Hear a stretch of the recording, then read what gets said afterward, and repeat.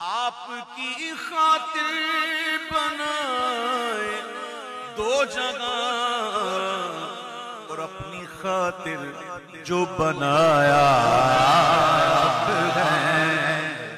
الحمد للہ رب العالمین والصلاة والسلام علی سید الانبیاء والمرسلین اما بعد فاعوذ باللہ من الشیطان الرجیم بسم اللہ الرحمن الرحیم۔ تمام مسلمان بھائیوں اور بہنوں کی خدمت میں حاضری کا مقصود ایک غلط فہمی کا ازالہ ہے۔ میں اس کو اوائڈ کر رہا تھا کیونکہ یہ مطلب جو بھی سمجھدار ہمارا مسلمان بھائی بہن ہے وہ عرصہ دراز سے مجھے سن رہا ہے، تو میرا حسن ظن تھا کہ وہ حسن ظن قائم کر لے گا، لیکن تسلسل سے چونکہ غلط فہمیاں پیدا ہو رہی ہیں تو میں نے چاہا کہ اس کا ازالہ کر دوں۔ اختر رضا خان صاحب کا ایک شعر ہے، آپ کی خاطر بنائے دو جہاں اپنی خاطر جو بنایا آپ ہے۔ اس کے اوپر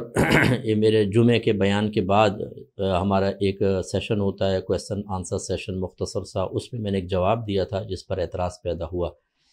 پہلے تو آپ تھوڑی سی ایک بات سمجھ لیجئے، یہ آپ میرے جو ساتھ کیو ٹی وی پہ نعت خوان وغیرہ بیٹھتے ہیں ان سے بھی آپ پوچھئے گا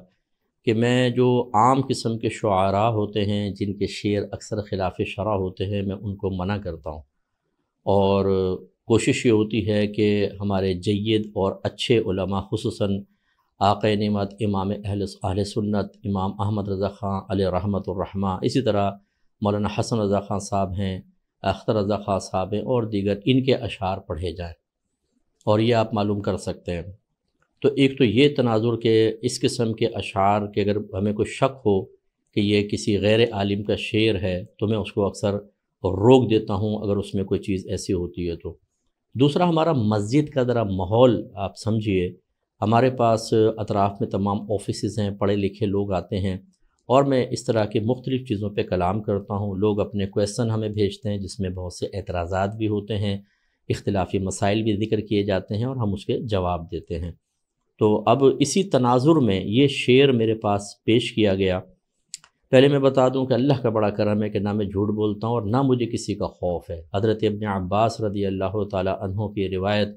میں نے زمانہ طالب علمی سے یہاں بٹھا کے رکھی ہوئی ہے کہ نبی کریم صلی اللہ علیہ وسلم نے ارشاد فرمایا کہ اے ابن عباس، اگر ساری دنیا تجھے نفع پہنچانے پر جمع ہو جائے اتنا ہی نفع پہنچا سکتی ہے جتنا اللہ نے تیری قسمت میں لکھا، اور اگر یہ سارے تجھے نقصان پہنچانے پر مجتمع ہو جائیں تو اتنا ہی نقصان پہنچا سکتے ہیں جتنا اللہ نے تیری قسمت میں لکھا ہے۔ لہذا نہ مجھے کسی کا خوف ہے، نہ مجھے جھوٹ بولنے کی ضرورت ہے۔ ہزارہ شعر ایسے ہوتے ہیں کہ جو معلوم نہیں ہوتے کس کے ہیں، تو واللہ میں آپ کو عرض کرتا ہوں کہ یہ شعر مجھے نہیں پتا تھا کہ یہ اختر رضا خان صاحب کا شعر ہے۔ یہ شعر آیا اور ہماری مسجد میں جیسا ماحول تھا کہ معلل بالاغراض میں عقائد کے بارے میں بیانات کر رہا تھا، تو اسی کے تناظر میں پھر میں نے اس کا جواب دیا، جو جواب میری نظر میں بالکل پرفیکٹ تھا کہ بظاہر اس سے ایسا لگ رہا ہے کہ اللہ تبارک و تعالیٰ کے فعل کے لیے پہلے غرض تھی، اس کی وضاحت کر دی کہ وہ اللہ کے افعال معلل بالاغراض نہیں ہوتے، حکمت کے ساتھ ہوتے ہیں،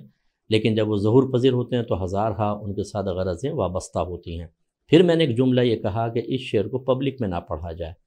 چونکہ مجھے اس کے شاعر کا علم نہیں تھا۔ اگر مجھے یہ پتہ ہوتا کہ یہ اختر رضا خان صاحب کا شعر ہے تو میرا جواب یوں ہوتا کہ اس کو آپ بالکل پبلک میں پڑھیں کہ ہمارے اکابرین کے اشعار نہیں پڑھے جائیں گے تو کس کے پڑھے جائیں گے، لیکن وضاحت کے ساتھ تھوڑا سا پڑھ دیں، یا اگر ہو سکتا ہے کہ کوئی ایسا ماحول بھی ہوتا ہے جیسے ہماری مسجد کا ماحول ہے کہ کوئی اس پہ اعتراض کر سکے تو جواب دے دیں۔ اور اسی طرح میں جیسے بعض اشعار میں نبی کریم صلی اللہ علیہ وسلم کے روضہ اقدس پہ سجدہ وغیرہ کا ذکر ہوتا ہے تو اس پہ ہم یہی کہتے ہیں کہ اس کو وضاحت کے ساتھ ذکر کر دیں۔ ایسے ہی میرے آقا نعمت امام اہل سنت رضی اللہ تعالی عنہ کی شاعری میں بہت سارے ایسے شعر ہیں جن کو وضاحت کے ساتھ ذکر کرنا چاہیے۔ تو مقصود کوئی خدا نخواستہ منع کرنا نہیں تھا، میں کیوں منع کروں گا؟ اب میں آپ سب سے کہتا ہوں جتنے اعتراضات کر رہے ہیں، حسن ظن ہے میرا کہ اللہ کے لیے ہی کر رہے ہوں گے۔ 32 سال ہو گئے مجھے تقریباً کام کرتے ہوئے، تقریباً، اور 20 سال تو اعلانیہ کیو ٹی وی پر۔ مجھے ایک کوئی ایسی مثال بتائیں جس میں نے اپنے ان بزرگوں کے خلاف کوئی بات کہی ہو۔ جب نہیں ہے تو اس کا مطلب ہے کہ آپ کو اس پہ دلیل قائم نہیں کر سکتے، کہ قرینہ قائم نہیں کر سکتے کہ کوئی دل میں بغض ہے یا کوئی خدا نخواستہ بے ادبی کے قصد و ارادہ ہے۔ اس کا مطلب یہ ہوا کہ یہ جو کچھ ہوا ایک مس انڈرسٹینڈنگ، ایک غلط فہمی کی بنیاد پر تھا اور لا علمی کی بنیاد پر تھا۔ اب اس میں طریقہ کار بہرحال کیا ہونا چاہیے تھا اس پہ میں کلام کرتا ہوں، لیکن میری وضاحت یہ ہے کہ ہمارے جو یہ اکابرین ہیں ان کے شعر نہیں پڑھیں گے تو کن کے شعر پڑھیں گے؟ میں تو جو غیر عالم شعراء ہیں چاہے کتنے معروف کیوں نہ ہوں، میں کہتا ہوں ان کے شعر بھی بڑی احتیاط سے پڑھیں اور ان اکابرین کے شعر تو آنکھیں بند کر کے پڑھیں۔ ہاں ایسے اشعار کہ مقتضۂ حال یہ ہو کہ اس کو وضاحت کے بغیر نہ پڑھا جائے، وضاحت ضرور کریں۔ مجھے امید ہے کہ آپ بات سمجھ گئے ہوں گے۔ اب میں ایک پوائنٹ پہ ذرا کلام کرنا چاہتا ہوں کہ آپ نے جو ہماری گرفت کی اس کے کچھ میں ایک اصول آپ کو ذکر کرنا چاہتا ہوں۔ جب کوئی غلطی کرتا ہے یا آپ اسے کہتے ہیں کہ غلطی ہوئی تو وہ 3 طرح کے افراد ہو سکتے ہیں۔ پہلا وہ کہ جو بد مذہبیت یا کسی شخصیت سے بغض میں معروف ہو۔ دوسرا وہ جس میں دونوں علامات نہ ہوں، وہ خوش عقیدہ ہو، اہل سنت سے تعلق رکھتا ہو اور اپنے اکابرین کے لیے کوئی بے ادبی ثابت نہ ہوئی ہو بلکہ محبت کا اظہار ہو اور بے شمار بیانات میں ہو۔ تیسرا ہوتا ہے مستور الحال، جس کے بارے میں پتہ نہیں ہوتا کہ وہ ان میں سے ہے یا ان میں سے ہے۔ جو بد مذہب ہے، جو کسی سے بغض رکھتا ہے، وہ اگر کسی کے خلاف ایسی کوئی بات کہتا ہے کہ اس میں بد مذہبیت کا رنگ ہو یا کسی کے خلاف، تو اس میں حسن ظن قائم کرنے کی ضرورت نہیں، وہ تو پہلے اس کے بارے میں معروف ہے۔ دوسرا جو خوش عقیدہ ہے اور کسی کے بارے میں اس کا بغض وغیرہ ثابت نہیں ہے، بے ادبی ثابت نہیں ہے، یاد رکھیں اس سے حسن ظن قائم رکھنا واجب ہوتا ہے۔ اور تیسرا جو مستور الحال ہوتا ہے، جس کا حال معلوم نہیں، اگر وہ کوئی ایسی خطا کرتا ہے تو بالکل اس سے معلوم کیا جائے گا، اس سے جواب طلب کیا جائے گا۔ اب اگر وہ کوئی معقول جواب دے دیتا ہے تو بالکل ویل اینڈ گڈ، اگر وہ جواب معقول نہیں دیتا یا گول مول بات کرتا ہے تو پھر 2 صورتیں ہوتی ہیں کہ اس کی اس غلطی یا اس معاملے کا نقصان عوام تک پہنچ رہا ہے یا نہیں۔ اگر نہیں پہنچ رہا، اس کی ذات کے ساتھ خاص ہے، اس کے حال پر چھوڑ دیں، خوف خدا، آخرت گریف کا احساس پیدا کریں اور کہیں اب تم اس کے ذمہ دار ہو گئے، ہم نے سمجھا دیا۔ ہاں اگر اس کے برائی کا اثر پبلک کے اندر عام ہو رہا ہے تو پھر بار بار کوشش کرنے کے بعد اعلانیہ طور پر اس کی مخالفت کرنا جائز ہے۔ تو پہلا بد مذہب جو معروف ہے اس سے حسن ظن قائم نہیں ہوگا۔ دوسرا جو خوش عقیدہ ہے اور اس کے دل میں بزرگوں کا کوئی بغض یا کینہ نہیں اور نہ کوئی ایسا معروف، اس سے حسن ظن قائم کرنا واجب ہوتا ہے۔ اور اس کی دلیل کیا ہے؟ نبی کریم صلی اللہ علیہ وسلم نے ارشاد فرمایا ظن المؤمنین خیرا، مومنین سے اچھا گمان کرو۔ بدگمانی وہیں جائز ہوتی ہے جب قرائن موجود ہوتے ہیں۔ تو ہم نے پہلے بتایا اگر کوئی خوش عقیدہ ہے اور بغض نہیں رکھتا، اس پہ کوئی قرینہ ہی نہیں ہے تو پھر بدگمانی کیسے جائز؟ سورہ حجرات میں اللہ نے منع فرمایا کہ اے ایمان والو کثیر گمانوں سے بچو، کیونکہ بعض گمان گناہ بھی ہوتے ہیں۔ اور اگر آپ ہماری اس تقریر کو بلاغت کی روشنی میں دیکھیں، آپ سب نے پڑھا ہے جو اہل علم ہیں کہ اس میں ایک نسبت حقیقیہ اور مجازیہ کی بحث ہوتی ہے۔ اس میں ایک جملہ لکھا ہے انبت الربیع البقلہ، کہ موسم بہار نے سبزہ اگایا۔ تو یہ لکھا ہے کہ اگر یہ جملہ مشرک کہے تو چونکہ وہ شرک میں معروف ہے تو ہم اس کو شرک پر محمول کریں گے کہ وہ اس ساگ کی تخلیق کا سبب یا اس کا خالق موسم بہار کو قرار دے رہا ہے۔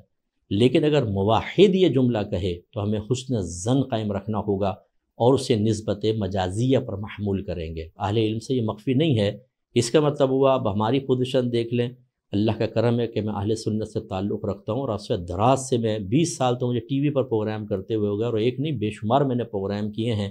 اور اگر کوئی بغض ثابت ہے تو ذرا ثابت تو کر کے بتائیں۔ میں تو اس خاندان سے بڑی عقیدت اور محبت اور پیار رکھتا ہوں، میرے بیانات اس پر دال ہیں۔ تو اس کا مطلب یہ ہوا کہ یہاں پر حسن ظن قائم کرنا واجب تھا، اس کے خلاف جانا منع تھا۔ اور فقہاء نے واضح طور پہ بیان فرمایا کہ اگر کوئی متکلم کلام کرے اور اس کے کلام میں 99 پہلو کفر کے ہوں اور ایک پہلو اسلام کا ہو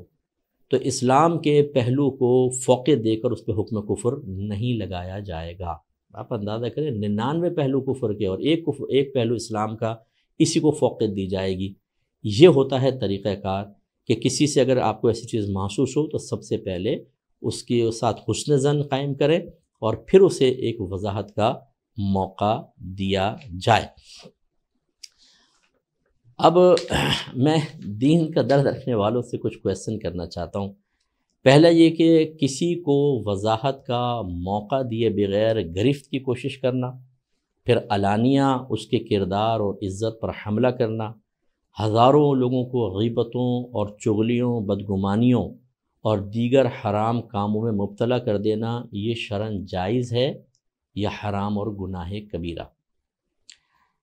ایک صاحب نے فرمایا کہ ہم نے طلب وضاحت کے لیے واٹس ایپ پر میسج چھوڑے تھے اور کال کے لیے، لیکن جواب نہ آیا تو ہم نے قدم آگے بڑھایا۔ پہلے میں آپ کو سمجھا دوں، میں انٹرنیشنل لیول پہ کام کر رہا ہوں، 20 سال سے میرا پروگرام احکام شریعت چل رہا ہے۔ میرا واٹس ایپ آپ اٹھا کر دیکھ لیں، ابھی بھی 500 سے اوپر میسج پینڈنگ پڑا ہوگا، جو کھلے ہوئے ہیں وہ ہزاروں کی تعداد میں ہیں۔ بہت سے لوگ ہمیں بھیجتے رہتے ہیں، ہو سکتا ہے ان عالم صاحب نے اپنا نام بھی لکھا ہو سکتا ہے میں نے میسج بھی پڑھا ہو، لیکن ہزاروں لوگ کہتے ہیں صاحب اس کی وضاحت کر دیں، اس کی وضاحت کر دیں، اس کی وضاحت کر دیں، آپ کا موقف کیا ہے؟ اب میں ہر ایک کو تو جواب نہیں دے سکتا، تو اگر آپ نے کوئی کال بھی کی، واٹس ایپ پر میں جواب نہ دے سکا، اگرچہ چلیں میں نے آپ کا میسج سن بھی لیا ہو، تو اس کا کیا مطلب ہے کہ میں اپنی ہٹ دھرمی میں قائم ہوں؟ آپ یہ نتیجہ مرتب کریں گے اس کا؟ میں اللہ کا بڑا کرم ہے کہ میں ایک طالب علم کی حیثیت سے ہوں، نہ میں اپنے آپ کو عقل خل سمجھتا ہوں، نہ اپنے آپ کو ناقابل اصلاح سمجھتا ہوں، ایسا بھی نہیں ہے۔ میں اصلاح کا متمنی رہتا ہوں، میں میدان محشر میں صاف اور پاک و صاف پہنچنا چاہتا ہوں، یہ گندہ نہیں پہنچنا چاہتا، قابل گرفت ہو کے نہیں پہنچنا چاہتا۔ اگر آپ کو وضاحت طلب کرنی تھی تو کیا صرف اس کا یہی طریقہ ہے کہ 2 کال اور واٹس ایپ پہ میسج چھوڑنا؟ کیا یہ شرعی حجت ہے؟ کیا اس کی بنا پر آپ کسی سے بدگمان ہو سکتے ہیں؟ کیا اور طریقے نہیں تھے؟ آپ TCS کر دیتے۔ میں کراچی میں بیٹھا ہوں، میری اکیڈمی معروف ہے، کسی قاصد کو بھیج دیتے تاکہ اتمام حجت ہو جاتا کہ ہم نے تو آدمی بھی بھیجا، مفتی صاحب نے اس کو منہ نہیں لگایا، جواب نہیں دیا۔ نو، صرف اتنا۔ تو ایک شخص جو اتنا معروف ہو، اگر میرے پاس ڈیلی 200 میسج آتا ہے، فرض کر لیں اس سے بھی زیادہ آتا ہے، اور ایک میسج کے اندر 4 5 سوال ہوتے ہیں، آپ اگر جواب دے کر دیکھیں 10 20 30 40 کا جواب دیں گے، 2-3 گھنٹے نکل جاتے ہیں آرام سے، پتہ نہیں چلتا وقت میں اتنی بے برکتی پیدا ہو گئی ہے۔ اب اگر 200 میسیج ہے، اب میں نے 50 کا بھی جواب دیا، فرض کریں 150 تو اب بھی باقی ہے، پھر وہ جن کو جواب دیا ہوتا وہ دوبارہ سوال کر دیتے ہیں، اگلے دن اور نئے آ جاتے ہیں۔ تو آپ بتائیں کہ ایسے مصروف آدمی جو انٹرنیشنل لیول پہ کام کر رہا ہے، اگر اس کی طرف سے اس طرح کے معاملات ہوتے ہیں کہ بر وقت وہ جواب نہ دے سکے، تو کیا فوراً آپ اس کے ساتھ بدگمانی کریں گے؟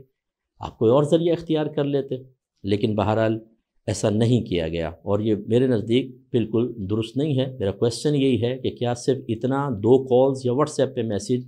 کیا یہ اتمام حجت کے لیے کافی تھا؟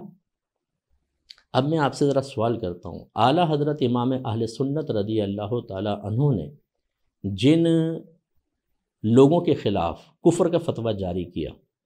کتنے عرصے میں کیا تھا؟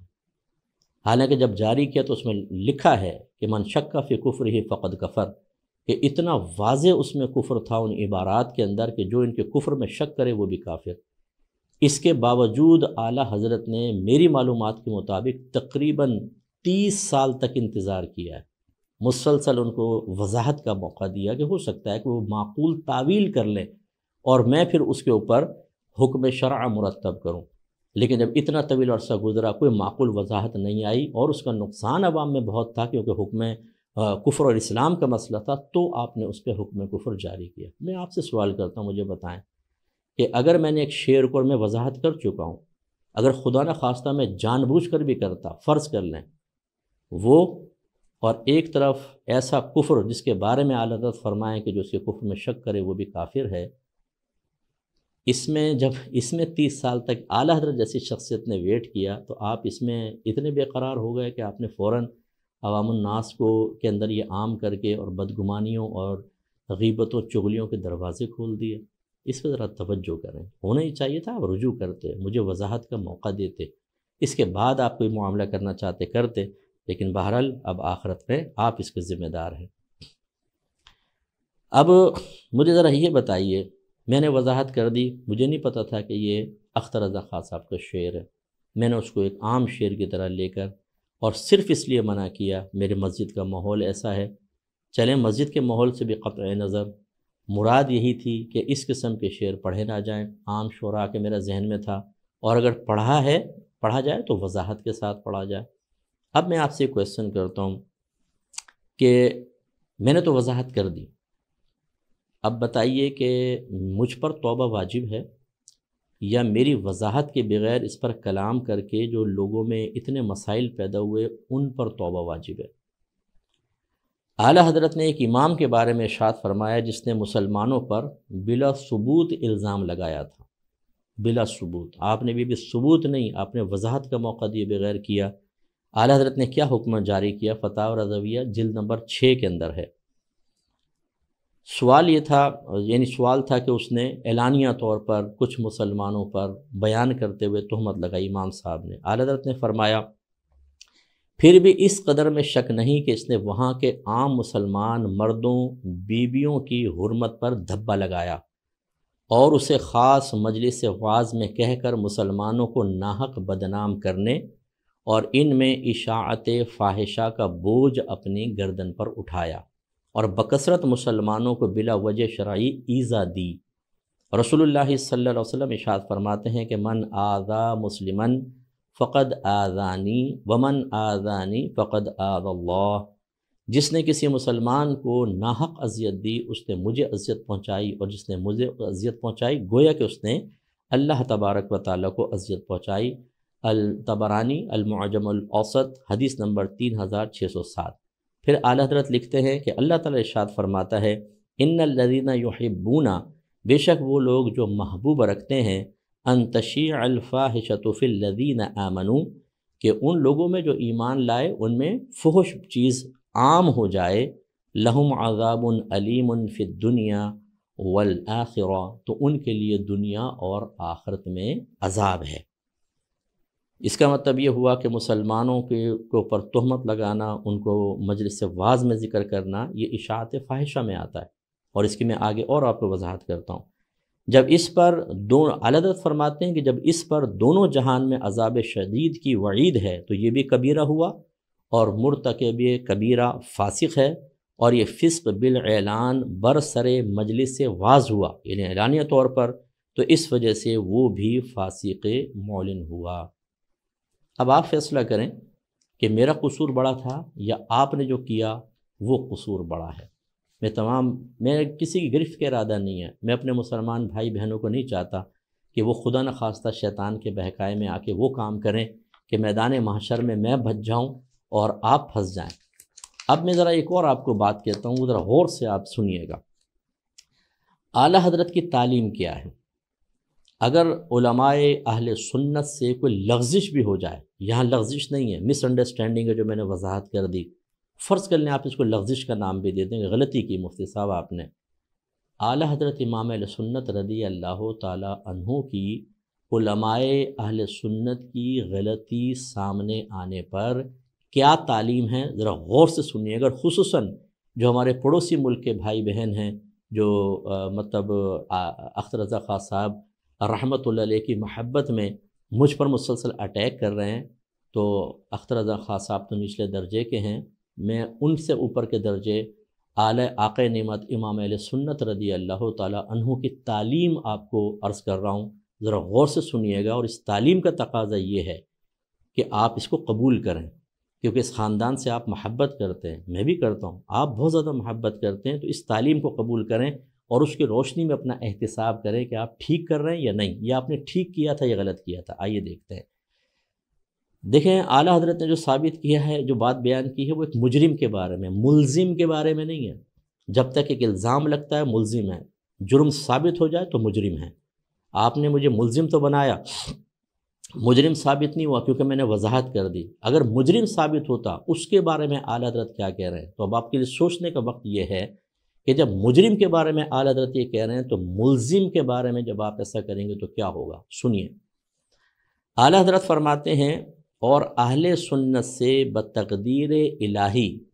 جو ایسی لغزش فاحش واقع ہو، یعنی واضح غلطی، اس کا اخفاء واجب ہے، یعنی اس کو چھپانا واجب ہے کہ معاذ اللہ لوگ ان سے بد اعتقاد ہوں گے، تو جو نفع ان کی تقریر اور تحریر سے اسلام و سنت کو پہنچتا تھا اس میں خلل واقع ہوگا۔ اس کی اشاعت اشاعت فاحشہ ہے، اور اشاعت فاحشہ بنص قرآن عظیم حرام۔ اللہ تعالیٰ نے ارشاد فرمایا پھر وہی آیت کہ ان الذین یحبون ان تشیع الفاحشۃ فی الذین آمنوا لہم عذاب علیم فی الدنیا والآخرہ، جو یہ چاہتے ہیں کہ مسلمانوں میں بے حیائی کی بات کا چرچا پھیلے، ان کے لیے دنیا اور آخرت میں دردناک عذاب ہے۔ فرض کر لیں کہ مجھ سے غلطی ہوئی، فرض کر لیں، حالانکہ میں نے آپ کو سمجھایا یہ الزام ہے، جرم ثابت نہیں ہوا، فرض کر لیں، تو آپ پہ کیا واجب تھا؟ اعلیٰ حضرت فرما رہے ہیں اس غلطی کو چھپانا واجب تھا، اخفا واجب تھی، کیونکہ میں جو کام کر رہا ہوں میں چیلنج کرتا ہوں آپ سب کو، آئیے دیکھ لیتے ہیں کون بڑے پیمانے پہ کام کر رہا ہے، آئیں دیکھ لیتے ہیں۔ اتنے بڑے پیمانے پر ایک اہل سنت سے وابستہ عالم کام کر رہا ہے، تو آپ اگر اس کے خلاف اس کی غلطی کو پبلک میں عام کریں گے اور بہت زیادہ اس پہ کریں گے تو یہ اشاعت فاحشہ ہے۔ اب جو میں نے کیا اس کو ثابت کریں کہ یہ حرام ہے، مکروہ تحریمی ہے، اصاعت ہے، مکروہ تنزیہ ہے، خلاف اولا، اور جو آپ کر رہے ہیں میں نے آپ کو ثابت کر دیا اعلیٰ حضرت کی عبارت کے اعتبار سے آپ اشاعت فاحشہ کے مرتکب ہو رہے ہیں، جو حرام اور گناہ کبیرہ ہے۔ اس لیے توبہ کے دروازے کھولیں، توبہ کر لیں ٹھیک، اور اگر آپ کی انانیت اور آپ کی ایگو اس کی اجازت نہ دے، ہمیں اس سے کوئی پرواہ نہیں، ہمارا کام تھا آپ کو بتانا۔ دوسری بات، اعلیٰ حضرت نے ایک بڑی پیاری بات بیان فرمائی، یہ عوام کے لیے میں گزارش کرتا ہوں ذرا سمجھیے گا کہ یہ علماء میں کیوں ایسا ہوتا ہے، کیوں اتفاق نہیں ہوتا، کیوں کسی کی غلطی پکڑ کے اس کو فوراً پبلک کے اندر عام کرنے کی کوشش کی جاتی ہے، حالانکہ یہ اشاعت فاحشہ ہے، اس کا اخفا، اس کو چھپانا واجب تھا اور ترک واجب گناہ ہے۔ اعلیٰ حضرت اس کا بیان فرماتے ہیں اتفاق علماء کا یہ حال کہ حسد کا بازار گرم، ایک کا نام جھوٹوں بھی مشہور ہوا، یعنی ویسے مشہور ہو گیا تو بھتیرے سچے اس کے مخالف ہو گئے، اس کی توہین تشنیع میں گمراہوں کے ہم زبان بنے کہ ہیں لوگ اسے پوچھتے ہیں اور ہمیں نہیں پوچھتے۔ اب فرمائیں کہ وہ قوم، اعلیٰ حضرت فرماتے ہیں، اب کویسچن کر رہے ہیں، فرمائیں کہ جو قوم اپنے میں کسی ذی فضل کو نہ دیکھ سکے، اپنے ناقصوں کو کامل اور قاصروں کو ذی فضل بننے کی کیا کوشش کرے گی؟ پھر فرماتے ہیں ہاشا، ہرگز ایسا نہیں ہے کہ یہ کلیہ نہیں ہے، یعنی 100% تو ایسا نہیں ہے، لیکن للاکثر حکم الکل، اکثر کے لیے کل کا حکم ہے۔ اس لیے جو حضرات میرے خلاف اس معمولی سی بات کے اوپر اتنا زیادہ بھڑک گئے اور اتنا اس کی اشاعت فاحشہ کے مرتکب ہوئے، اپنے آپ سے کویسچن کریں کس جذبے کے تحت تھے۔ اگر میں نے ایک شعر کو منع بھی کیا تھا، میں نے بہت بڑا گناہ کبیرہ کر لیا، میں نے بہت بڑا نقصان کر دیا، ہونا یہ چاہیے تھا کہ آپ مجھ سے کسی بھی طریقے سے رجوع کرتے۔ اگر میں غلط کہہ رہا ہوں، یہ اعلیٰ حضرت کا فتویٰ غلط ہے، آپ اس کا جواب دیں، میں انشاءاللہ آپ کو اور اس کے جواب عرض کروں گا۔ اب میں ذرا آخر میں خصوصاً ان لوگوں سے کہ جو تصویر اور ویڈیو کو ناجائز کہتے ہیں اور چینلز کو دیکھنا حرام کہتے ہیں، ان سے میں ایک سوال کرنا چاہتا ہوں، اور یہ زیادہ تر ہمارے پڑوسی ملک کے بہت سے بھائی بہن بھی ہیں، ان سے میں کویسچن کرنا چاہتا ہوں کہ یہ بتائیے، اختر رضا خان صاحب علیہ الرحمہ، اللہ ان کو ہزار درجات عطا فرمائے، ان کی قبر پر اپنی رحمت نازل فرمائے، انہیں میدان محشر میں بہت بڑا مقام و مرتبہ اور لاکھوں کی شفاعت کا حق عطا فرمائے، انہیں جنت الفردوس میں بہت اعلیٰ مقام عطا فرمائے، ان کے قدموں کی گرد کی برکت سے اللہ تعالیٰ مجھ گناہگار کو، میری نسلوں کو جنت میں داخلہ عطا فرمائے۔ آپ کا تصویر اور ویڈیو کے بارے میں کیا فتویٰ ہے؟ آپ جواب دیں گے کہ ناجائز اور حرام کا فتویٰ ہے، ٹھیک ہے، اس کا مطلب ہے جو ناجائز اور حرام کرے وہ گناہ کبیرہ کا مرتکب ہے، وہ فاسق معلن ہے ان کے فتوے کے مطابق،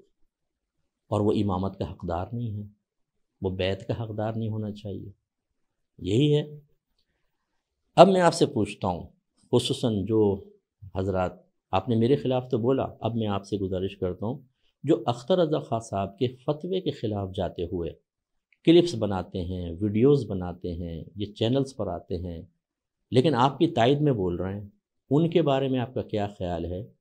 کہ جب وہ آپ کی تائید میں نہ بولیں تو ویڈیو حرام، تصویر حرام، چینل پہ آنا حرام اور کوئی مسئلہ نہیں، یہ حرام، اور جب وہ آپ کی تائید میں کلپ ریکارڈ کر کے بھیجیں تو آپ اس کلپ کو ہر جگہ عام کریں، ویڈیو عام کریں، تو بتائیں آپ اعلیٰ اختر رضا خان صاحب علیہ الرحمہ کے فتوے کے خلاف جا کر بے ادبی کے مرتکب ہوئے یا نہیں ہوئے؟ جو حضرات میری گرفت کرنا چاہتے ہیں کہ آپ نے اختر رضا خان صاحب کے شعر کو منع کیا، آپ کی عقیدت کو سلام، بہت اچھا، کیا اس عقیدت کا یہ تقاضا نہیں کہ آپ اختر رضا خان صاحب کے فتوے کو مانیں اور ویڈیو نہ بنائیں، چینل پہ نہ آئیں؟ آپ ویڈیوز بھی بنا رہے ہیں، آپ چینلز پہ آ رہے ہیں، اختر رضا خان صاحب اس فعل کو حرام کہہ رہے ہیں۔ اب آپ بتائیے کہ میرا شعر کو منع کرنا بڑا جرم تھا، یا آپ کا اختر رضا خان صاحب کی عقیدت کا جھنڈا بلند کر کے خود ان کے فتوے کے خلاف کرنا برا ہے؟ مجھے جواب چاہیے اس کا۔ بتائیے آپ حرام اور گناہ کبیرہ کے مرتکب ہیں کہ نہیں اختر رضا خان صاحب کے فتوے کی روشنی میں؟ ایسے حضرات کی امامت اور خطابت کا کیا حکم ہے؟ اور اگر کوئی اختر رضا خان صاحب کا خلیفہ ہو کر ایسا کرے تو کیا اس کی خلافت اپنے خلافت دینے والے کے فتوے کے خلاف چل کر قائم رہے گی کہ نہیں رہے گی؟ کیونکہ ان کے نظر میں تو یہ حرام اور گناہ کبیرہ ہو رہا ہے۔ کیا جواب دیں گے آپ؟ مجھے امید ہے کہ آپ ان چیزوں کے چند چیزوں کے جواب دیں گے۔ نمبر ایک، کہ ایک عالم اہل سنت جو معروف ہے اور عرصہ دراز سے اعلانیہ طور پہ کام کر رہا ہے، بزرگوں سے بغض ثابت نہیں، اس کے بارے میں بدگمانی کرنا کیسا؟ نمبر دو، اسے وضاحت کا موقع دیے بغیر، اتمام حجت کیے بغیر اس کے بارے میں لوگوں کو بدظن کرنا، غیبتوں، چغلیوں اور گناہوں کا بازار گرم کرنا، اس کی کیا شرعی حیثیت ہے؟ نمبر تین، اگر ایک اہل سنت کے عالم سے فرض کرنے کو غلطی ہو بھی جائے، اسے اس طرح پبلکلی ذکر کر کے لوگوں کو بدظن کرنا، یہ اشاعت فاحشہ میں آتا ہے کہ نہیں آتا؟ اور ایسے لوگ حرام اور گناہ کبیرہ کے مرتکب ہیں یا نہیں ہیں؟ اگلا سوال، کہ میرا نادانستہ طور پر اختر رضا خان صاحب کے شعر کو پبلکلی پڑھنا منع کرنا، کیا یہ حرام اور گناہ کبیرہ تھا؟ یا اور یہ کیا بہت بڑی بے ادبی ہے؟ یا جو اختر رضا خان صاحب کے فتوے کو نہ مانے ویڈیو اور تصویر کے، یہ بڑا بے ادب ہے؟ مجھے امید ہے کہ آپ اس میں ان سوالوں کے جواب ٹو دا پوائنٹ مجھے دینے کی کوشش کریں گے۔ اور آخر میں صرف خوف خدا رکھنے والے حضرات سے ذکر کرتا ہوں۔ ایک تو مسئلہ یہ ہے کہ جس بیچارے کو کوئی کلپ سنتا بھی نہیں ہے، دیکھتا بھی نہیں ہے، وہ میرے نام سے ماشاءاللہ لاکھوں تک وہ چیز پہنچ گئی ہے، تو میں گزارش کرتا ہوں خدا را کوئی مثبت کام کر کے شہرت حاصل کریں، کوئی مثبت کام کر کے پبلک کو جمع کریں، دوسرے کے نام کی شہرت کی بیساکھیوں پر اوپر آنے کی کوشش نہ کریں، اچھا کام کیجئے، ہم آپ کی حوصلہ افزائی کریں گے اور ہمیں خوشی ہوگی۔ کسی کو خلاف شرع طریقے سے بدنام کر کے اور اشاعت فاحشہ کے حرام کام کر کے اگر آپ ویورشپ حاصل کر بھی لیں گے، یہ آپ کو شہرت راس نہیں آئے گی، باقی آپ کی مرضی ہے۔ اب میں آخر میں بس یہ گزارش کرتا ہوں کہ ایسے تمام لوگوں کے لیے توبہ کے دروازے کھلے ہیں، خاص طور پر کہ جو متبوع ہیں اور لوگ ان کے بہت زیادہ تابع ہیں۔ آپ غیر محتاط قدم نہ اٹھائیے، ورنہ دو چیزیں بس میں ذکر کرتا ہوں۔ نبی کریم صلی اللہ علیہ وسلم نے روم کے فرما روا ہرقلہ کو جب دعوت و تبلیغ کا مکتوب بھیجا تو آپ نے اس میں فرمایا اسلم تسلم، تو اسلام لیا سلامت رہے گا، یؤتک اللہ اجرک مرتین، اللہ تبارک و تعالیٰ تجھے تیرا اجر دو گنا عطا فرمائے گا، یا دو مرتبہ، ایک اپنے نبی کا کہنا مانا کرسچن تھا اور دوسرا نبی کریم صلی اللہ علیہ وسلم کی اطاعت، دوہرا اجر۔ فَإِن تَوَلَّيْتَ، پھر اگر تو نے منہ پھیر لیا، اسلام قبول نہ کیا، فَإِنَّ عَلَيْكَ إِثْمَ الْأَرِيسِيِّينَ، تو تجھ پر تیرے ماتحت جتنے متبع ہیں ان سب کے گناہوں کا وبال ہوگا۔ جتنوں نے کلپ بنا کر عام کی اور اتمام حجت نہ کیا، اشاعت فاحشہ کے مرتکب ہوئے، یاد رکھیے جتنے لوگ اس میں انوالو ہوئے ہیں آپ اس کے جواب دیں ہیں، اور بروز قیامت یہ سب کھڑے ہوں گے اور آپ سے حساب و کتاب لے رہے ہوں گے۔ دوسرا نبی کریم صلی اللہ علیہ وسلم کا فرمان ہے، مسلم کی روایت ہے 1017 نمبر، پہلی والی جو تھی وہ بخاری کی روایت ہے، بڑی معروف۔ سرکار نے ارشاد فرمایا کہ من سن فی الاسلام سنتا حسنہ فلہ اجرھا واجر من عمل بها بعدہ من غیر ان ینقص من اجورہم شیء، جس نے اسلام میں کوئی اچھا طریقہ جاری کیا تو اس کے لیے اس کا اجر ہوگا اور ان لوگوں کا بھی اجر ہوگا جو اس پر عامل ہوئے۔ اس طرح کے اس کے اجر میں کوئی کمی بھی نہیں ہو، ان کے اجر میں کوئی کمی نہیں ہوگی، اس کو ملے گا۔ لیکن ومن سن فی الاسلام سنتا سیئہ، اور جس نے اسلام میں کوئی برا طریقہ جاری کیا، کان علیہ وزرہا، تو اس پر اس برے عمل کا وبال ہوگا، ووزر من عمل بہا من بعدی، اور ان لوگوں کو بھی وبال ہوگا جو اس پر بعد میں عمل کریں گے، من غیر ان ینقص من اوزارہم شیء، بغیر اس کے کہ ان عمل کرنے والوں کے وزن میں کوئی کمی کی جائے۔ تو خدا را میں گزارش کرتا ہوں، آپ برا نہ مانیں، میں نہیں چاہتا ہوں کہ میدان محشر میں نہ میں کسی کی وجہ سے پکڑا جاؤں، نہ میری وجہ سے کوئی پکڑا جائے۔ اللہ تعالیٰ آپ کو عزت عطا فرمائے، احترام عطا فرمائے، لیکن آپ جو کر رہے ہیں یہ آپ کے متبعین جتنے گناہ کرتے رہیں گے آپ کے نام اعمال میں گناہ لکھا جائے گا۔ آپ میرے بیانات سنیں، میں علماء کی عزت کی بات کرتا ہوں، میں نے کتنوں کو مخالف بنا لیا صرف اس وجہ سے کہ میرے ہر بیان کا موضوع آپ دیکھ لیں، آج کل جتنے میں بیان کر رہا ہوں علماء کو عزت دیں، انہیں اسٹیج پہ وقار عطا کریں، غیر عالم کو عزت دینا چاہیں کسی معقول وجہ سے کوئی مسئلہ نہیں ہے، اس انداز سے نہ دیں کہ ایک عالم کے لیے تضییق اور توہین کا پہلو نکلتا ہو، تحقیر کا پہلو نکلتا ہو۔ یہ میرے بیانات کا موضوع ہے، خدا را صفوف علماء میں اتحاد پیدا کریں، ایک دوسرے کی ٹانگیں نہ کھینچیں۔ اگر اللہ نے مجھے عزت دینی ہے، آپ رات دن کوشش کرتے رہیں، کچھ نہیں کر سکتے، آپ کچھ بھی نہیں کر سکتے۔ اور اللہ کا بڑا کرم ہے کہ اللہ تعالیٰ جو ہم سے کام لے رہا ہے، مجھے لوگ اتنا سن رہے ہیں، رات دن میں لوگوں کے مسائل حل کرتا ہوں۔ آپ کیا سمجھتے ہیں کہ چند باتیں کر کے آپ سب کے دلوں سے محبت نکال دیں گے؟ یہ کوشش لایانی کوششیں ہیں، بیکار ہے۔ صرف اتنا ضرور ہوگا کہ جب کسی معروف شخص کے خلاف ہم کو کلپ نکالتے ہیں تو 1 لاکھ 2 لاکھ 3 لاکھ لوگ دیکھ لیتے ہیں، لیکن جیسے میں نے آپ کو عرض کیا، اگر یہ اشاعت فاحشہ میں آ گیا تو وہ جتنے زیادہ لوگ دیکھیں گے اتنا بڑا آپ پر وبال ہے۔ اللہ تعالیٰ سمجھنے کی توفیق عطا فرمائے۔ وآخر دعوانا ان الحمد للہ رب العالمین۔